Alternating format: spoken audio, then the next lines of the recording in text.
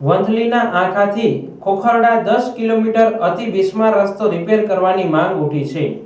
વંથલી તાલુકાના આખા વાયા ટીનમસ થઈ ખોખરડા ફાટક સુધી 10 કિલોમીટર રસ્તો છેલ્લા 2 વર્ષથી અતિ બિસ્માર હાલતમાં છે। આ રસ્તો માંગરોળ કે કેશોદ ઘેડ પંથકના જૂનાગઢ આવતા જતા લોકો માટે ખૂબ જ ઉપયોગી છે। જ્યારે ઘેડ પંથકના લોકો જૂનાગઢ તરફ આવવા અન્ય રસ્તાનો ઉપયોગ કરે ત્યારે તેમની આર્થિક અને માનસિક સ્થિતિ કંટાળાજનક બને છે। ઉપરાંત જે લોકો ધંધાદારી છે તેમને રૂટીન કામકાજ માટે આ રસ્તો ખૂબ જ ઉપયોગી છે। આ રસ્તો રિપેર થાય તે માટે બાલાગામ, બામણાસા, આખા સહિતના આસપાસના અનેક ગામ લાંબા સમયથી તંત્ર પાસે માંગ કરી રહ્યા છે। આ અંગે બામણાસા ગામના કરશનભાઈ સોલંકીએ રસ્તાના વિડીયો ઉતારી સોશિયલ મીડિયામાં વાયરલ કર્યા હતા અને તંત્રને આ રસ્તો ઝડપી રિપેર કરવા પોતાની વ્યથા ઠાલવી હતી। જો કે આ બાબતે માર્ગ અને મકાન વિભાગનો સંપર્ક કરાતા તેમણે હાલ કામ શક્ય ન હોય નવરાત્રી બાદ આ રસ્તાની કામગીરી શરૂ થાય તેવી બાહેંધરી આપી હતી।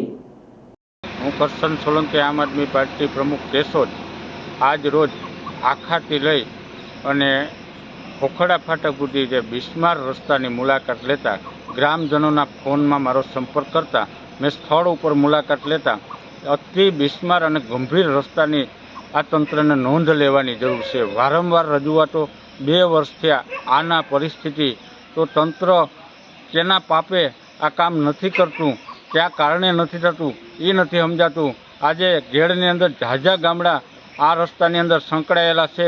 ઘેડનો જીવાદોરી સમાન આ રસ્તો છે।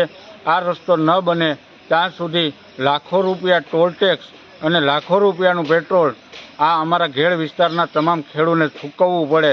અહીંયા કોઈ ઉદ્યોગપતિ નથી, એટલે એના માટે હું સરકારશ્રીને ચૂંટાયેલા જનપ્રતિનિધિને એક આશા રાખું એની પાસે કે જલ્દીમાં જલ્દી આ રસ્તાનું સમારકામ થાય અને આવનારા સમયમાં સારો સીસી રોડ બને એવી હું તમારા પાસે પ્રાર્થના કરું। એટલે મીડિયાના મારફતે મારું કહેવાનું એટલું છે કે આ રસ્તો વહેલામાં વહેલી તકે ઘેડની જીવાદોરી બચાવવા માટે તાત્કાલિક કામ કરે એવી પ્રાર્થના કરું। જય હિન્દ, જય ભારત।